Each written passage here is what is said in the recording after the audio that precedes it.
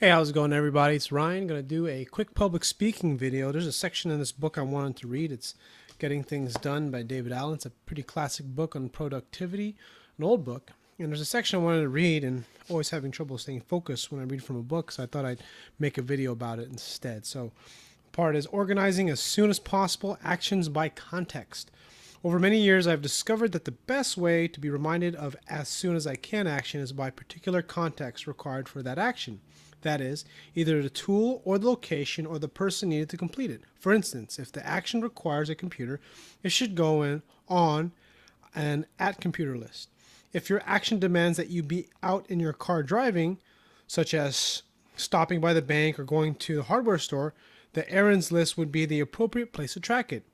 If the next step is to talk about something face to face with your partner, Emily, putting it into an Emily folder or list makes the most sense. How discrete these categories will need to be will depend on 1, how many actions you will actually have to track, and 2, how often you change the context within each to do them. If you are the rare person who has only 25 next actions, a single next action list might suffice. It could include items as diverse as buy nails and talk to boss about staff changes and draft ideas about offsite meeting. If, however, you have 50 or 100 next action pending, keeping all of those on one big list would make it too difficult to see what needed to be seen. Each time you got any window of time to do something, you'd have to do unproductive resorting. If you happen to be on a short break at a conference during which you might be able to make some calls, you'd have to identify the items that were calls among a big batch of unrelated items.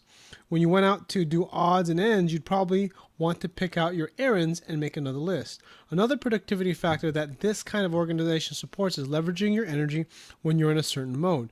When you're in phone mode, it helps to make a lot of phone calls. Just crank down your call list. When your computer is up and running and you're cruising along digitally, it's useful to get as much done online as you can without having to shift into another kind of activity. It takes more energy than most people realize to unhook out of one set of behaviors and get into another kind of rhythm and tool set.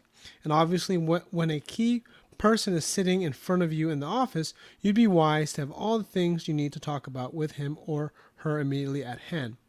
The most common action reminders. You'll probably find at least a few of the following common list headings for the next actions that will make sense to you. Calls, at the computer, errands, office actions or at the office, at home, agendas for people at meetings, and read review. So that was the section I wanted to read. It's pretty interesting, pretty effective way to kind of manage time when you're trying to essentially manage by context, not just by to-do lists. Because, if you're driving or if you're, again, in a certain mode, I think that's probably the most important thing, is that when you're in a certain mode, it's kind of hard to shift gears, because shifting gears takes more energy and usually takes more time. So, sharing a video. Thanks for listening. See you guys later.